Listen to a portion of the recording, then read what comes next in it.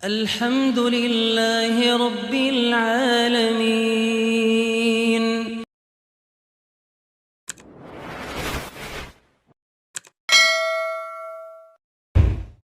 Bismillah. Assalamualaikum warahmatullahi wabarakatuh. Alhamdulillah. Wassalatu wassalamu ala rasulillah.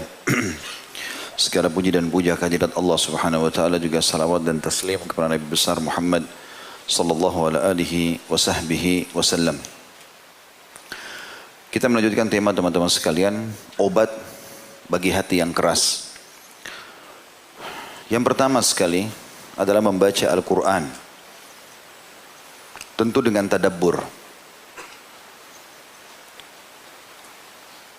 Dan tadabbur ini artinya berusaha memahami maknanya. Kita mungkin dengan terjemahan ya, dibaca. Dan dalam tadabbur Al-Quran ini minimal 10 ayat per hari. Makanya para sahabat mengatakan ridwanullahi alaihim, kami tidak pernah melewati sehari kecuali kami sudah mempelajari 10 ayat Al-Quran dengan memahami maknanya. Kemudian yang kedua adalah sedikitnya makan, mengurangi porsi makan. Boleh makan tadi kita bilang, tapi porsinya dikurangi. Dalam arti kata, coba makan pada saat dibutuhkan. Misal kita lagi lapar, lagi butuh, kebetulan bertamu di rumah orang gitu loh. Kalau enggak ya sudah. Karena banyaknya makanan masuk, berarti kita seperti mensuplai makanan banyak, membuat akhirnya badan merasa sangat rileks, akhirnya banyak tidur dan banyak rintitan yang lain. Kemudian yang ketiga, sholat malam. Dan ini adalah sudah umum tentunya. Umumnya kita bangun, sholat malam, beribadah kepada Allah subhanahu wa ta'ala. Karena sholat sunnah yang paling afdal setelah sholat wajib adalah sholat qiyamul lail. Dan ini kebiasaan orang-orang saleh. Sudah menjadi kebiasaan mereka, tidak mungkin lewat satu malam kecuali sholat malam. Dan Nabi SAW saking rutinnya kerjakan sholat tahajud itu sampai-sampai kalau beliau kelewatan tidur, misalnya bangun sudah azan subuh, maka beliau SAW mengerjakan sebelum waktu duha 12 rakaat. Yang tadinya sholat malam 11 rakaat. Kemudian yang keempat adalah mendekatkan diri kepada Allah di waktu sahur atau di waktu menjelang subuh dengan doa. Jadi doa secara khusus di waktu itu diperlukan, itu untuk melunakkan hati. Karena orang lebih khusyuk, lebih segala macam. Dan yang kelima, duduk dengan orang-orang soleh. 5 hal ini digabung di satu statement yang disampaikan oleh Ibrahim Al-Khawwash atau Khawwas rahimahullah. Beliau mengatakan dawa'ul qalbi khamsu asya'. Obat hati yang keras ada 5. Qiraatul Quran bit tadabbur, membaca Al-Quran dengan tadabbur. Wa khala'ul batn, mengosongkan perut, itu kata membatasi makanan tadi. Wa qiyamul lail, selalu rutin bangun sholat malam. Udah nggak boleh lagi lewat malam kecuali antum sholat, walaupun cuma 2 rakaat.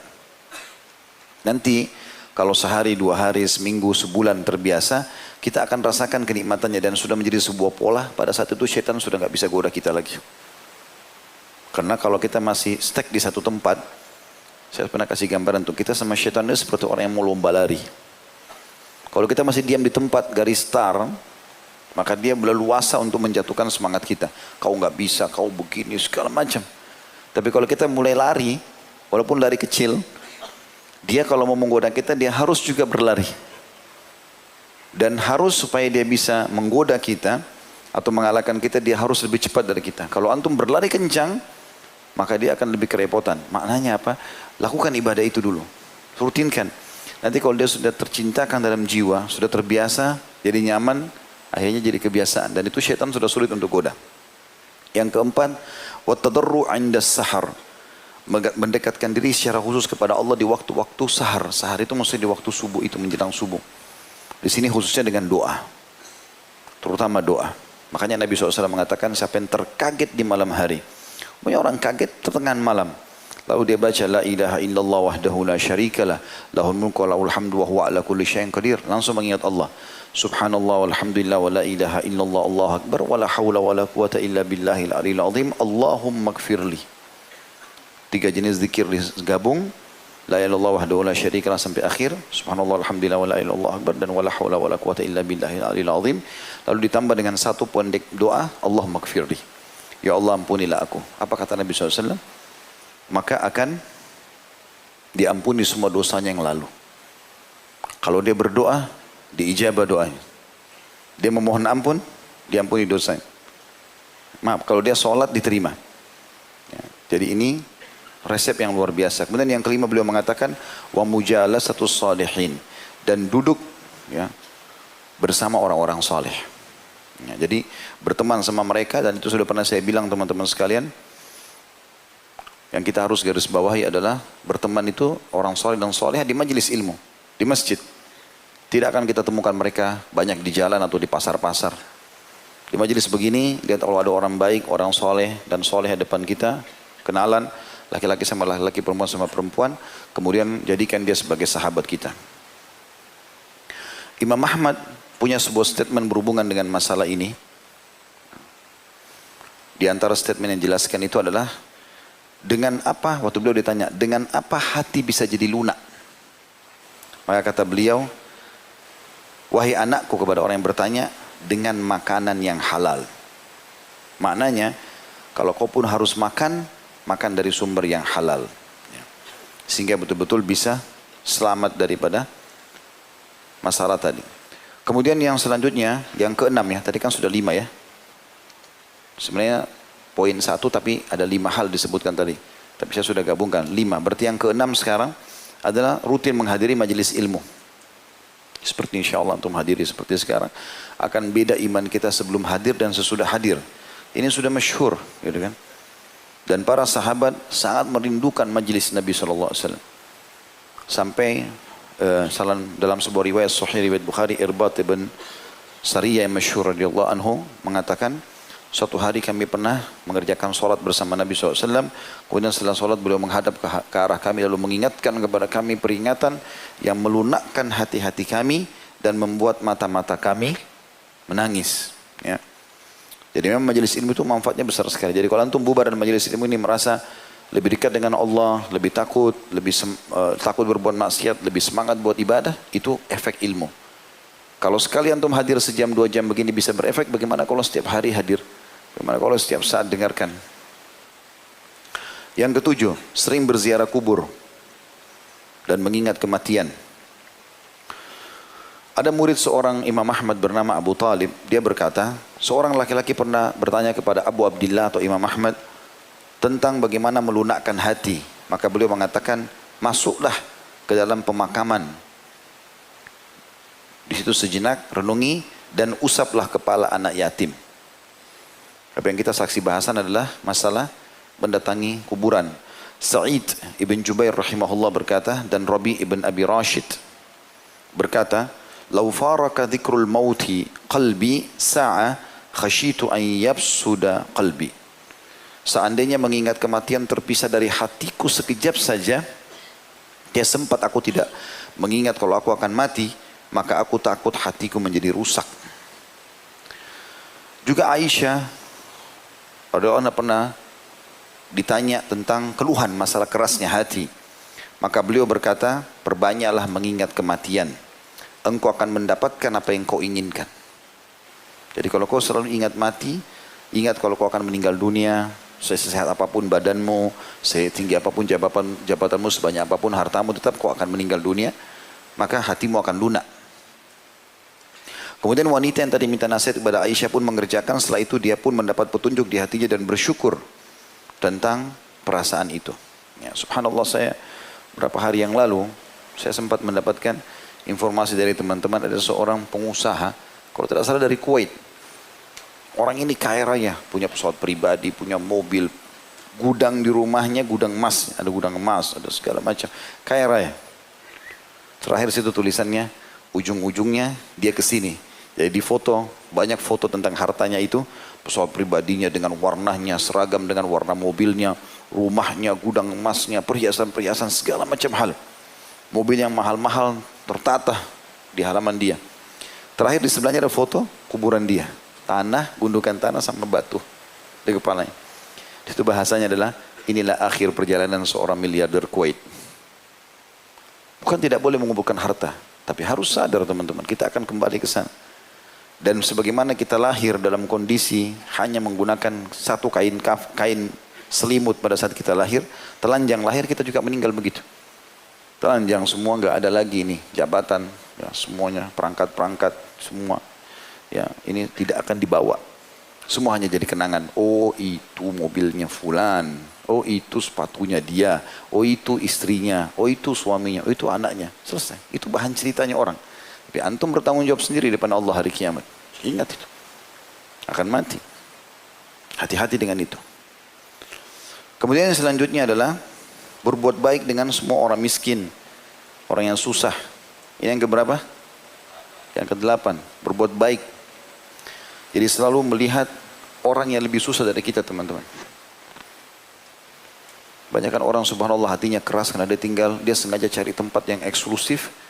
Dia tidak pernah mau berbaur sama orang. Keluar tidak pernah mau lihat keadaan. Jalan lihat. Di Jakarta ini banyak sekali pelajaran bisa kita ambil. Rumah-rumah orang berdempetan, kecil-kecil gang. Saya berapa kali masuk subhanallah pulang taklim naik motor, renungi saya tadabbur jalan. Saya sambil merenung lihat bagaimana mereka ya kondisinya rumahnya. Mungkin kadang-kadang ada yang cuma 1,5 meter kali 1,5 meter duduk, anaknya, suaminya di situ jual cuma saset-sasetan minuman, sedikit hidup. Subhanallah. Itu dengan melihat itu kita jadi bersyukur kalau Allah kasih kita rumah lebih besar. Ada orang yang jalan kaki, ada orang yang dorong gerobak. Ada orang subhanallah pernah dorong gerobak saya temukan di daerah Pancoran. Gak ada sendalnya. Dia ambil bekas botol minuman, botol air mineral, itu digepengin sama dia. Di lubang bagian depan dekat kepala tutupnya itu, dipakai jadi sendal. Jadi dia jalan itu bunyi-bunyi sendal. Gak ada sendalnya. La haula wala quwata illa billah. Tapi ada orang atau banyak orang yang hatinya keras. Lihat orang begitu nggak ada lunak hatinya, bantu ya akhi. Allah perlihatkan mata kita ke orang begitu itu untuk kita bantu. Bukan cuma lewat, oh ya sudah, orang miskin udah. Ada orang dulu di pinggir jalan, jelas bajunya kotor, jelas ngulurkan tangan, jelas ada kotaknya. Wah kayaknya ya pura-pura, kayaknya anak pinjaman, kayaknya begini. Bernegosiasi sama syaitan. Tugas kita kalau ada kesempatan ibadah, eksekusi, bukan negosiasi. Hah? Ada kesempatan langsung kasih. Dan usahakan antum berlumba dengan siapapun. Ada orang miskin, jangan tunggu orang lain memulainya, antum memulainya. Karena kalau kita memulai dan orang lain ikuti, kita akan panen pahala mereka semua. Kan begitu di zaman Nabi SAW kan. Waktu Nabi lihat orang-orang miskin datang, bajunya, badan mereka kurus, wajahnya sampai merah kehitam-hitaman. Nabi sudah tahu orang miskin akan minta. Nabi naik ke mimbar motivasi para sahabat, ayo bersedekahlah, ayo beginilah, ayo begitulah. Tidak akan berkurang harta seorang karena sedekah. Semua sahabat semangat. Tapi diam, nggak ada yang berdiri. Ada satu sahabat dari belakang maju langsung. Dia taruh kain, lalu dia mengatakan, ya Rasulullah, dikorek kantongnya semua. Ini sedekah saya. Waktu lihat orang ini satu masjid datang pada nyumbang semua. Apa kata Nabi SAW? Man dalla ala khairin kana lahu mithl ajri fa'il min ghairi yanqus min ajri fa'ili syai'a. Siapa yang menjadi penyebab orang lain melakukan perbuatan baik, dia akan panen pahalanya. Orang ini hanya karena dia memulainya, maka orang lain ikuti, dia panen semua pahalanya satu masjid. Banyak orang subhanallah dia tunggu dulu orang lain buat baru dia mau buat. Nah, kalau orang lain tidak buat ya sudah dia juga nggak buat. Kita malu pada tempatnya, malu kalau bermaksiat kepada Allah, malu kalau ambil bukan hak kita. Tapi kalau dalam beramal soleh nggak ada malu ini. Kerjakan. Bahkan kaidah syariah jelas. Dalam hal ibadah kita harus mendahulukan diri kita dari orang lain. Kerjakan dulu baru ajak orang lain. Saf pertama kosong masuk dulu. Jangan bilang silakan Pak, dia di saf kedua. Orang lain masuk surga atau dapat pahala lebih banyak, dia sedikit. Hah? Ini pernah saya kasih contoh begitu. Antum lagi naik mobil sama teman, ada orang miskin, ketuk-ketuk kaca. Dibukalah, teman antum menyumbang. Apa yang antum lakukan biasanya? Oh sudah, teman saya kan sudah bantu. Ya akhi, dan ukhti, lihat teman antum, dicatat pahala antum sendiri, cuma lihat. Seakan-akan, oh nanti dia dibalas surga, saya cuma lihat saja. Ikut, kasih. Kalau perlu kita duluan, itu orang miskin berhenti dulu sebentar, kasih teman kita ikut, kita dapat pahala dia. Bersaing dalam itu. Itu yang Allah sebutkan dalam Al-Quran, wa fi dzalika falyatanafasil mutanafisun. Disitulah orang-orang mukmin harus saling bersaing dalam mengejar pahala itu. Disebutkan dalam sebuah hadis dari Nabi SAW, kata beliau, in aradta an yalina qalbak fa'at'imil miskin wamsah ra'sal yatim. Kalau kau ingin hatimu lunak, menjadi baik, ya, hatimu lunak, maka berilah makan orang miskin dan usaplah selalu kepala anak yatim. Ya. Tentu di sini usap bisa mengusap memang secara fisik. Ada hadis yang menyebutkan kalau seseorang mengusap kepala anak yatim, maka berapa helai rambutnya yang tersentuh itulah pahalanya. Bentuk kasih sayang kepada mereka. Bentuk kasih sayang kepada mereka.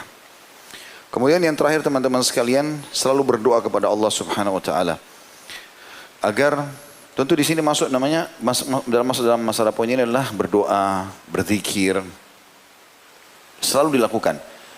Jangan pernah antum diam, dalam arti kata diam di sini tidak ada zikrullah atau doa. Antum ngomong atau zikrullah. Diam pun itu harus masuk dalam zikrullah, artinya tidak ngomong sama manusia tapi kita berzikir kepada Allah atau kita bertafakkur. Karena memang orang-orang yang sering berzikir, astagfirullah wa atubu ilaih, astagfirullah wa atubu, lagi di kereta api, lagi di bus, lagi di jalan, lagi naik motor, lagi istighfar terus. Baca salawat terus. Ya, baca la haula wala quwata illa billah. Terus ulang-ulangi zikrullah.